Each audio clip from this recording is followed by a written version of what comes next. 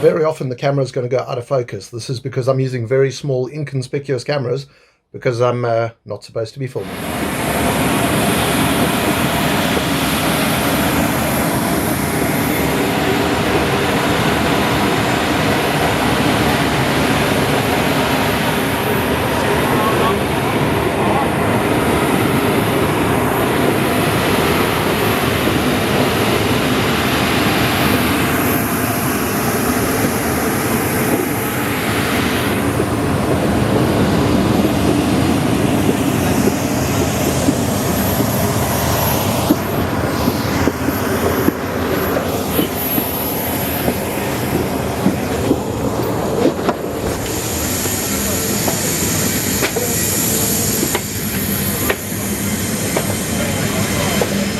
Okay, the flight into Afghan is quite eventful. We go via the Middle East, and then from the Middle East we head up into Afghanistan.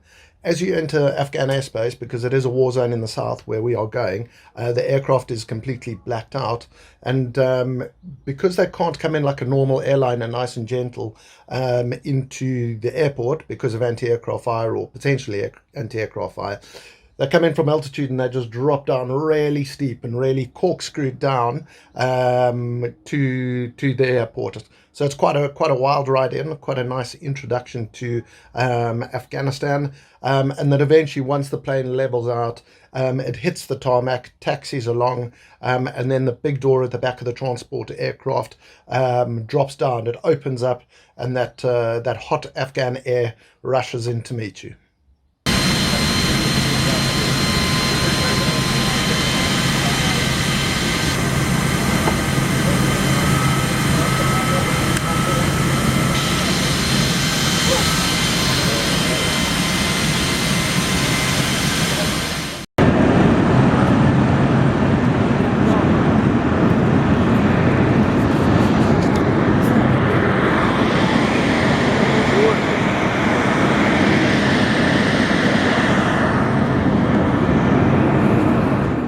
Once you've disembarked, you've been traveling for quite a few hours, you're quite tired, you go and get a good night's sleep, you go and find your tents, and then of course the next day you've got to go collect all your kit.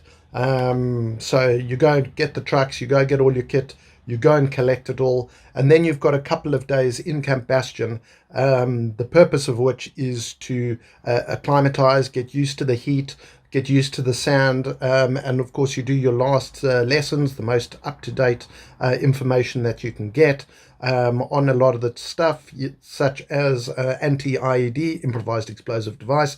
You see all the different ways that the Taliban make IEDs, the best ways to avoid them, the things to watch out for, and really the small little things that are going to keep you alive when you're on the ground in Afghanistan. So that takes about 5 to 7 days, but very often there are huge parts of the day where you're sitting around waiting for lessons. And of course, as men will do, if there's something to throw a stone at and you've got lots of stones, boys will be boys.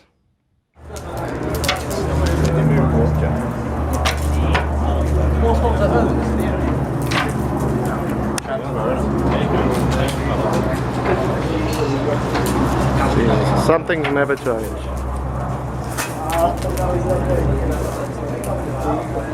But eventually you're fully acclimatized, you've done all your lessons, and it's time to go to the flight line, ready to fly out onto the ground.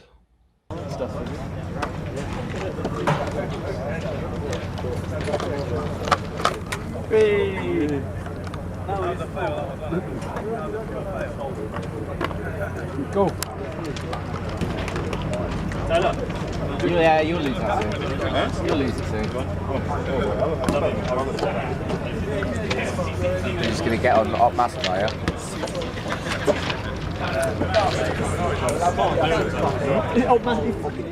So Camp Bastion is the main area where all the aircraft are located, both the helicopters and the fixed-wing aircraft. That's where all the refueling takes place, all the maintenance, everything that is required in order to keep these things flying and support us. A great bunch of lads, and of course very well protected. There are a lot of guns off the side of these things, like that electronic machine gun there, an absolute beast. But a great bunch of lads, and always there to help the lads out.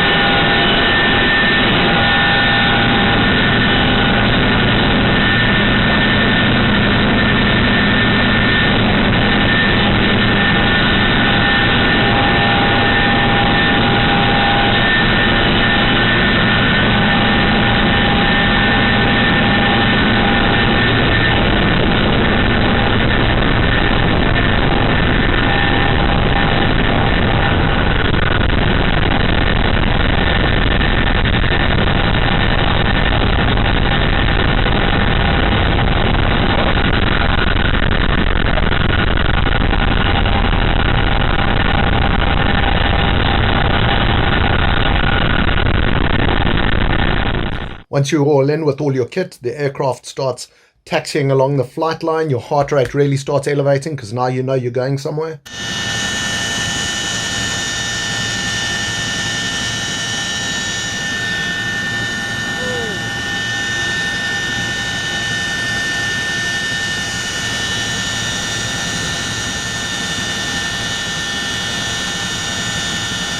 Then you hear the power of the engines increase, and it's time for liftoff.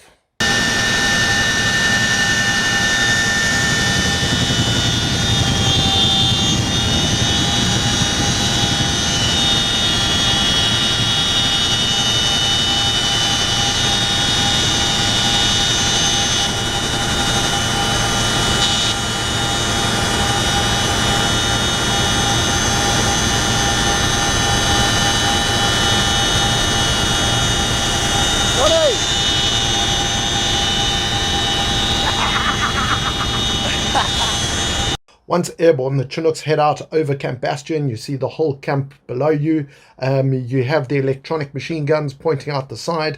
Incredible view. You normally fly a number of helicopters together. They give themselves mutual support. These two Chinooks here have our whole platoon on board, and we're heading out to Forward Patrol Base Rahim. The guys are on board. A lot of them, it's their first tour. Their heart rate is elevated. They have no idea what to expect. They've never been out on the ground before in Afghanistan, which of course has a fearsome reputation. There you see the pilots up ahead, and out the rear door you have the general purpose machine gun looking out over the desert. Both Chinooks are zigzagging, making evasive maneuvers so that they're not an easy target. You have the desert below you, and then slowly the desert sand starts lifting up towards you, and your new home, Forward Operating Base Rahim, gets ready to welcome you.